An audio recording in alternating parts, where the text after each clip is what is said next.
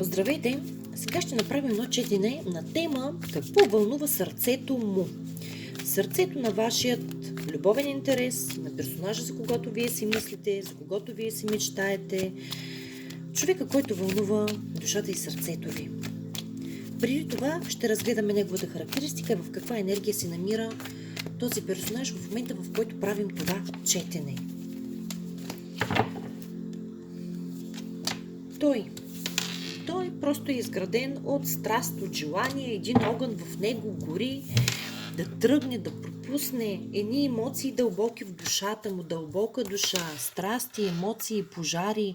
Мъж, който е воден тук от емоцията, от страстта. Това е мъж, на който не може да му се има на 100% доверие. Излиза в енергията на влюбен мъж, мъж, който в момента се вълнува. Така, дълбоко в душата му са застъпили някакви чувства, но това е мъж влюбен,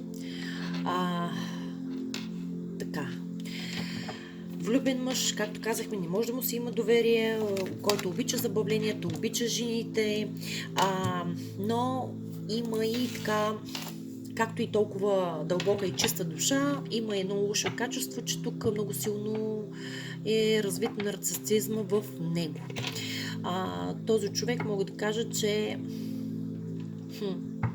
всичко около него. Той е човека слънце, всичко се върти около него, всеки се съобразява с неговите мнения, неговото желание, всеки трябва да му се прекланя, да му се извинява и така нататък. Това не са качества хубави за мъж, защото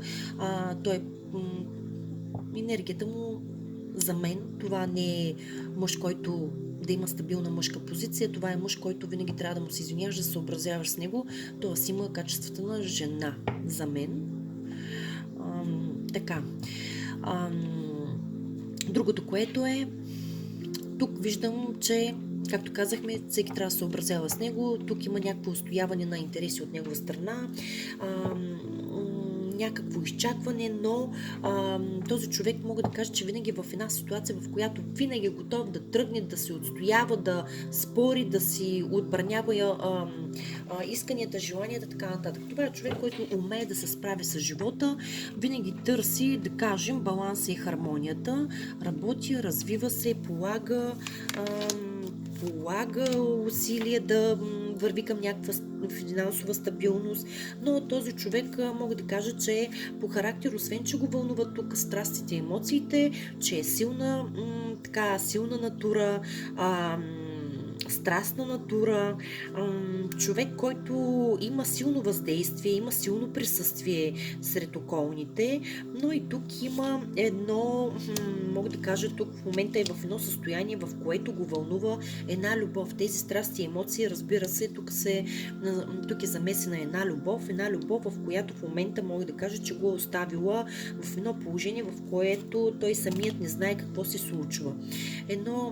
Едно разрушение се случва тук в личния му живот и този човек мога да кажа, че е в период на някаква трансформация. На тази трансформация дали е към добро или хубаво, ще разберем.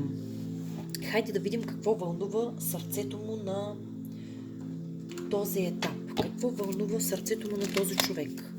Разбрахме, че са страстите и емоциите и една трансформация. Този сложен персонаж, който ни излиза тук, този сложен характер. Какво вълнува сърцето му?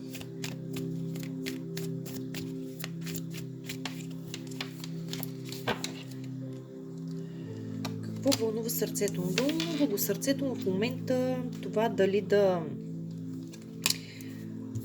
поеме дадена посока, дали да поеме по пътя на любовта.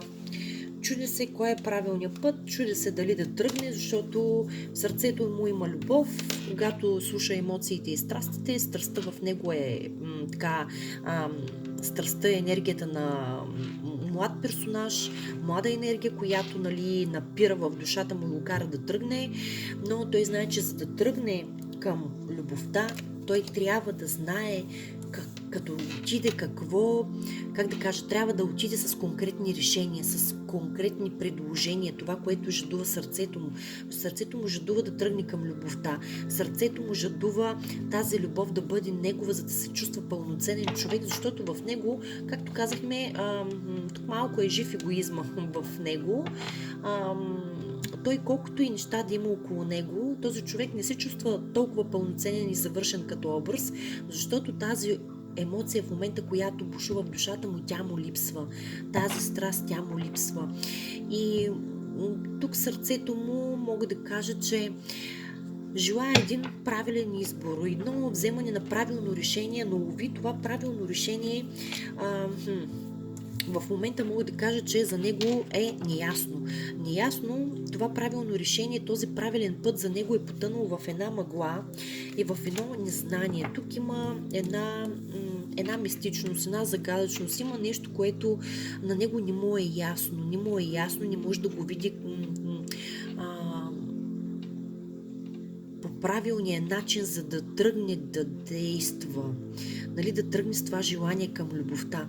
И затова казах, че тук се появява една трансформация на него, една трансформация, която желае сърцето му. Тази трансформация на сърцето му желае да се трансформира от този страстния мачо тук, който е с емоции, с страсти в душата, с този сложен характер на мъжа слънцето, който ни се явява, който винаги иска да се образяват с него.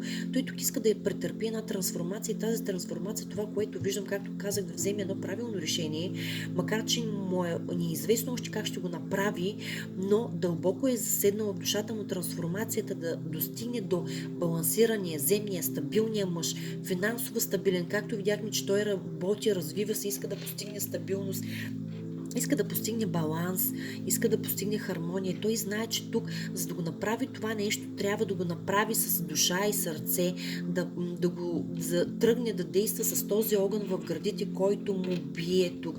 Затова той от време на време, както казахме, много емоционална личност и взима решенията под въздействието на емоциите. Затова казвам, че това е личност, на който не може да му се има на 100% доверие, защото водещи тук са емоциите. Когато леко ги загърби тези емоции, малко този персонаж така остава в една неловка ситуация след това и гледа да се измъква така, както се казва, по чорапки.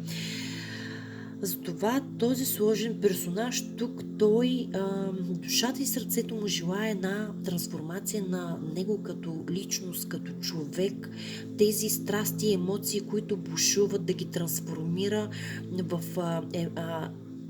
енергия на един мъж с репутация, мъж, който да вдъхва респект, да е балансиран, да е човек, на който може да се има доверие, а не този, който е на приливите и отливите, този, който е с голямата душа, този, който обича забавленията, този, който обича да пие. Душата му жадува тази трансформация и тази любов, защото тази любов е любов на жена, тази жена е мъдра, изящна.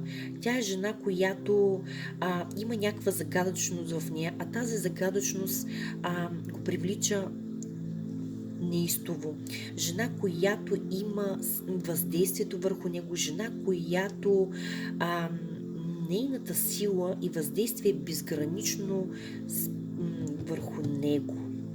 Тя е намерила начина и подхода как да опитоми тази дивата страст и емоция в него, за да го трансформира в този балансиран и земния мъж.